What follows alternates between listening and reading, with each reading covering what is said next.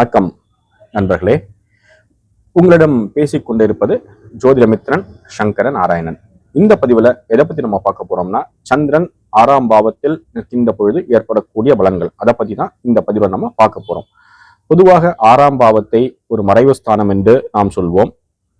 அதே போன்று உபஜயஸ்தானம் அப்படின்னு நம்ம சொல்வோம். இந்த 6ஆம் பாவத்தில் ஒரு இயற்கை சுபகிரகம் போய் மறைந்து நிற்பது நல்லதல்ல என்பது முழு நூல் கருத்து. அதே மாதிரி உபஜயஸ்தானங்களில் ஒரு இயற்கை சுபர் நிற்பதை விட அசுபர் நிற்பது நல்ல பலனை கொடுக்கும் என்பது முழு நூல் கருத்து.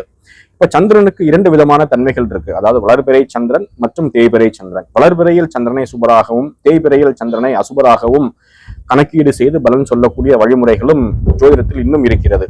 ஓகேங்களா? இப்ப 6ஆம் பாவத்துல சந்திரன் நிற்கின்ற பொழுது அந்த ஜாதகர் எந்த ஒரு வேலையை செய்தாலும் அதுல ஒரு ஆர்கனைஸ்டா ஒரு ஸ்டெப்ஸ் வச்சிருப்பார். முதல்ல இதை பண்ணணும், அப்புறம் அதை பண்ணணும், அப்புறம் இதை பண்ணணும் அப்படின்னு சொல்லி ஒரு திட்டமிட்டு வேலை செய்வதில் திறமைசாலி. அதே மாதிரி யாரு போய் இந்த ஜாதகத்தை எனக்கு ஒரு உதவி வேணும் அப்படின்னு கேட்டாலும் தன்னால் முடிந்த அனைத்து விதமான உதவிகளையும் செய்வார். அந்த உதவி என்பது ஒரு அட்வைஸ் கொடுக்கறதாக இருக்கலாம், அல்லது கைடன்ஸ் கொடுப்பதாக இருக்கலாம், அல்லது பொருளாதார உதவியாக இருக்கலாம். இதைவிட மேலானது என்னன்னு பாத்தீங்கன்னா, தன்னுடைய கடினமான உடல் உழைப்பு, அது மூலமாக ஒரு உதவி வேண்டும் என்றாலும் இந்த ஜாதகர் அதை கண்டிப்பாக செய்வார். இந்த உதவி செய்வதற்கு ஜாதகர் எந்த விதமான பிரதிபலனையும் எதிர்பார்க்க மாட்டார். அதாவது செல்ஃப்லெஸ் சர்வீஸ் பண்ணுவதில் இவர்கள் வல்லவராக இருப்பார். இந்த ஜாதகரின் தொழில் அப்படின்னு பாத்தீங்கன்னா, பெரும்பான்மையானவர்கள் மருத்துவத்துறையோடு சம்பந்தப்பட்டிருக்கிறார்கள். அதே மாதிரி மிலிட்டரி, போலீஸ் ஃபோர்ஸ், அதே மாதிரி வழக்கறிஞர், இந்த மாதிரிப்பட்ட துறைகளில் இவர்களுக்கு வேலை அமைவதை பார்க்க முடிகிறது. இவர்களுக்கு இந்த பிசினஸ் பண்றதுலயும் ஒரு நாட்டம் கண்டிப்பாக இருக்கும். அதே மாதிரி இந்த ஜாதகருடைய தாயார் பார்த்தீங்கன்னா, அவங்களுக்கும் இந்த மருத்துவம் சார்ந்த விஷயங்கள்ல ஒரு சில விஷயங்கள் நன்றாவே தெரிஞ்சு வச்சிருப்பாங்க. இந்த ஜாதகர் தனது தாயார் மற்றும் தனது மாமியார் உடன் கருத்து வேறுபாடுகள் வரலாம். எனவே தாயார் மற்றும் மாமியாரை அணுகும் பொழுது மிகுந்த எச்சரிக்கையோடு கவனமாக பேச வேண்டும் என்பது ஒரு முதல் கருத்து. இந்த ஜாதகருக்கு நோயின்னு பார்த்தீங்கன்னா, வயறு சார்ந்த பிரச்சனைகள், அஜீரண கோளாறு, கண் சார்ந்த பிரச்சனைகள், அதே மாதிரி சீதள நோய்கள் வருவதற்கான வாய்ப்புகள் உண்டு. இந்த ஜாதகருக்கு உணவு கட்டுப்பாடு கண்டிப்பாக தேவை. இந்த ஜாதகருக்கு என்னன்னு பார்த்தீங்கன்னா, எல்லா விதமான உணவுகளையும் சாப்பிடணும், அதை ட்ரை பண்ணணும் அப்படின்னு சொல்லி ஒரு தன்மை இந்த ஜாதகருக்கு இருக்கும். அதனால இந்த ஜாதகர் கண்டிப்பாக உணவு கட்டுப்பாடு தேவை. அதே போன்று இந்த ஜாதகர் உடற்பயிற்சி கண்டிப்பாக செய்ய வேண்டும்.